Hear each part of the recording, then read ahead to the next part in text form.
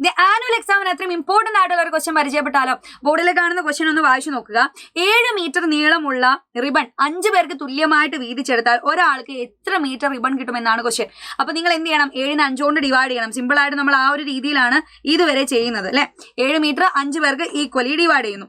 അപ്പൊ എങ്ങനെ ചെയ്യാൻ വേണം? നമുക്ക് എളുപ്പത്തിൽ 7/5 മീറ്റർ എന്ന് നിങ്ങൾ എഴുതി കൊടുക്കും. സോ ഇതിന് മിക്സ്ഡ് ഫ്രാക്ഷൻ ആയിട്ട് എഴുതാൻ നിങ്ങൾ എല്ലാവരും പഠിക്കേണ്ട ഒരു ആവശ്യമുണ്ട്. മിക്സ്ഡ് ഫ്രാക്ഷൻ ആയിട്ട് എഴുതുവാണെങ്കിൽ 7നെ 5 കൊണ്ട് നമ്മൾ ഡിവൈഡ് ചെയ്ത് നോക്കണം. 7ൽ 5 ഒരു തവണയെ പോവുള്ളൂ അല്ലെ.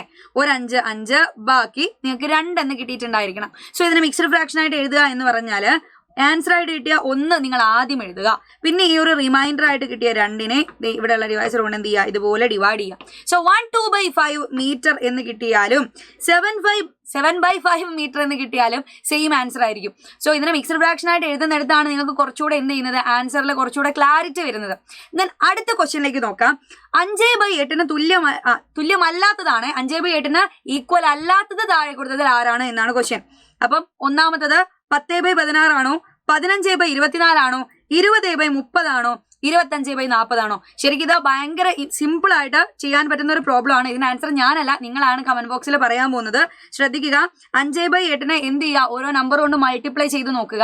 ആ സമയത്ത് ന്യൂമറേറ്ററിലും ഡിനോമിനേറ്ററും ഒരേ നമ്പർ കൊണ്ട് മൾട്ടിപ്ലൈ ചെയ്താൽ നിങ്ങൾക്ക് ഈ ഒരു ഓപ്ഷനിലുള്ള ആളുകളെ കണ്ടുപിടിക്കാൻ പറ്റും. സോ അതിലല്ലാത്ത ആരോ ഒരാൾ അവിടെ ഒളിഞ്ഞിരിക്കുന്നുണ്ട്. അതാരാണെന്നാണ് എന്റെ ചോദ്യം. സോ ഓപ്ഷനിലെ ABCD എന്ന് നിങ്ങൾ എന്ത് ചെയ്താൽ മതി? ഇതിൽ ആരാണോ ഉത്തരം എന്നുള്ളത് കമന്റ് ചെയ്താൽ മതി.